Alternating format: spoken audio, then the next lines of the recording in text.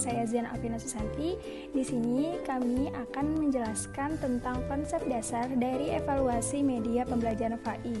Sebelumnya, media pembelajaran itu merupakan salah satu komponen yang sangat penting dalam terciptanya sebuah proses pembelajaran yang baik. Sebab, suka atau tidak suka, media pembelajaran ini ternyata dapat membantu proses belajar mengajar sebagaimana tujuan pembelajaran dalam media massa. Terlebih lagi berbagai manfaat yang dapat diberikan oleh para penggunaan media yang tepat, dan tentu saja hal ini bisa menjadi salah satu cara dalam meningkatkan minat pembelajaran dan juga pendidikan kita. Namun media pembelajaran ini memiliki kriteria-kriteria khusus dan juga standarisasi apakah media pembelajaran itu layak untuk digunakan atau tidak. Nah, kami rangkum di sini ada 10 ciri-ciri efektif dari media pembelajaran. Apa aja? Yuk kita bahas kali ini. Yang pertama itu media pembelajaran harus sesuai dengan tujuan yang akan dicapai. Jadi sebuah media itu harus bisa mendukung proses pembelajaran yang efektif. Jadi apabila sebuah media itu tidak bisa mendapatkan kesinambungan atau konektivitas untuk suatu pelajaran, maka hal tersebut tidak bisa dijadikan media pembelajaran dan harus mencari media pembelajaran yang lain. Yang kedua, itu karakteristik media pembelajaran harus sesuai dengan proses pembelajaran. Jadi kriterianya ini harus sesuai, karena kalau misalnya nggak sesuai, ini berarti akan menimbulkan ketidakcocokan dan berakhir akan menghambat proses pembelajaran dan akan terjadi proses pembelajaran yang tidak efektif. Yang ketiga, media mampu mendukung isi dari bahan pelajaran yang ada. Nah, kalau misalnya sebuah media pembelajaran ini tidak bisa mendukung isi pembelajaran yang ada, berarti media tersebut tidak bisa dikatakan sebagai media, karena media pembelajaran itu harus mampu mendukung isi dari pembelajaran yang ada. Yang keempat yaitu mudahnya media pembelajaran diperoleh. Sangat penting bagi kita untuk memperhatikan bagaimana media pembelajaran itu dapat diperoleh, karena resiko untuk terjadinya kerusakan pada media itu harus juga diperhatikan dan diperhitungkan. Kalau misalnya media itu sukar untuk ditemukan, maka ketika media itu rusak, untuk mengganti media yang rusak itu, maka akan kesulitan untuk mencarinya. Yang kelima yaitu kemudahan dalam pengaksesan media. Karena kalau misalnya sebuah media itu sukar untuk diakses, maka itu akan berakibat untuk sukar juga melakukan proses pembelajaran yang optimal. Yang keenam yaitu persiapan dari medianya tidak menggunakan waktu yang lama. Karena kalau sebuah media yang digunakan dalam sebuah pelajaran bisa memakan waktu yang lama, itu mengakibatkan proses pembelajaran yang tidak efisien dan juga efektif, mengakibatkan pula proses pembelajaran semakin menghambat dan akhirnya berujung dengan sia-sia. Poin ke-7 dan ke-8 itu adalah kesesuaian media terhadap cara berpikir siswa maupun pengajarnya. Karena secanggih apapun media, jika pengguna atau usernya itu tidak bisa menggunakannya dengan tepat, maka manfaat-manfaat yang seharusnya bisa diperoleh dengan maksimal itu tidak bisa lagi didapatkan secara optimal.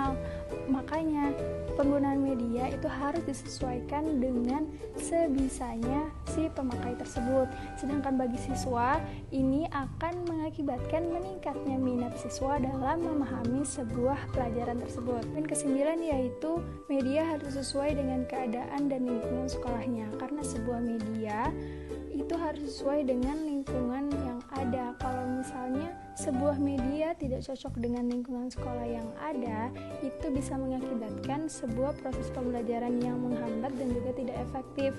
Contohnya itu ketika penerapan sistem media pembelajaran yang canggih yang biasa diterapkan di kota-kota yang besar, tapi ini diterapkan pula kepada kota-kota yang istilahnya masih terpencil. Ini bisa mengakibatkan para pengajar dan juga siswa-siswanya ini harus membutuhkan waktu yang lebih lama untuk mempelajarinya terlebih dahulu, dan ini mengakibatkan proses pembelajaran yang lebih lama dan juga tidak efektif. Assalamualaikum warahmatullahi wabarakatuh. Nama saya Umi Nurhayati, saya dari Prodi PAI Fakultas Agama Islam. NIM saya 1118059. Saya dari Universitas Pusat Negeri Darul Ulum Jombang. Saya menjelaskan tentang kriteria evaluasi media pembelajaran. Dalam melaksanakan evaluasi terhadap media pembelajaran, aspek psikologis perlu dipertimbangkan. Sebab aspek psikologis ini yang membuat orang memiliki gaya belajar yang berbeda-beda. Ada tiga gaya belajar. Yang pertama yaitu dengan gaya belajar visual atau dengan cara melihat. Yang kedua yaitu dengan cara auditorial, yaitu dengan cara mendengar. Yang ketiga itu gaya belajar kinestetik belajar, yang dengan cara bergerak, bekerja, dan menyentuh. Dengan demikian, untuk melakukan evaluasi terhadap pembelajaran, hal-hal yang perlu dipertimbangkan atau diperhatikan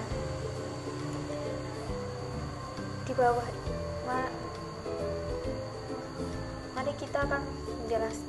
Ada beberapa kriteria dalam media pembelajaran. Yang pertama yaitu dengan gaya belajar visual atau dengan cara melihat. Yang kedua yaitu dengan cara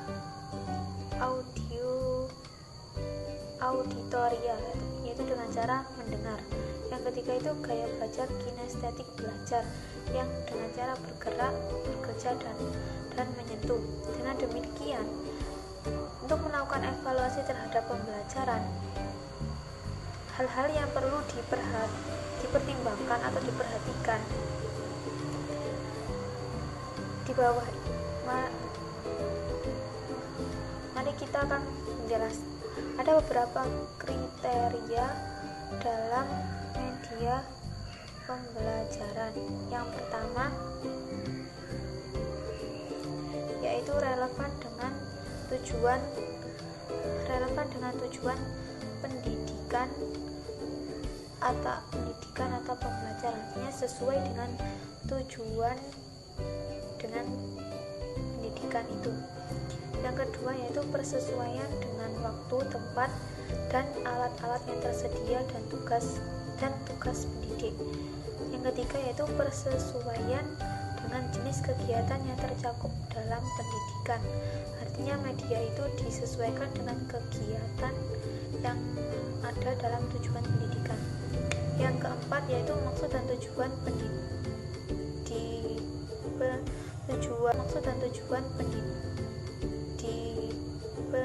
tujuan dari media pembelajaran harus dipahami oleh peserta didik, artinya maksud dan tujuan itu harus diberitahukan kepada peserta didik sehingga memahami dari tujuan pembelajaran itu. Yang kelima yaitu menarik perhatian peserta didik.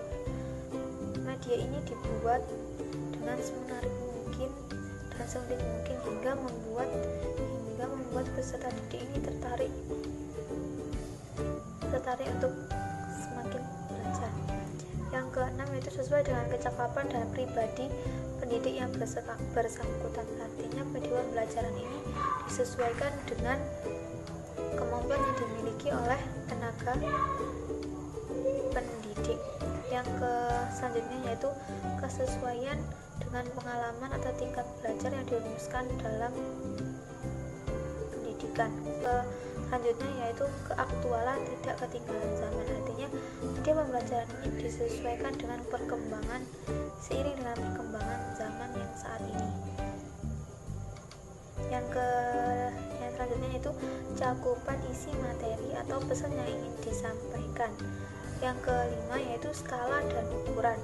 Yang terakhir yaitu bebas dari bias ras, suku, dan gender. Terima kasih. They say you too tired, but I think that I lost. Her mama a party girl, she just want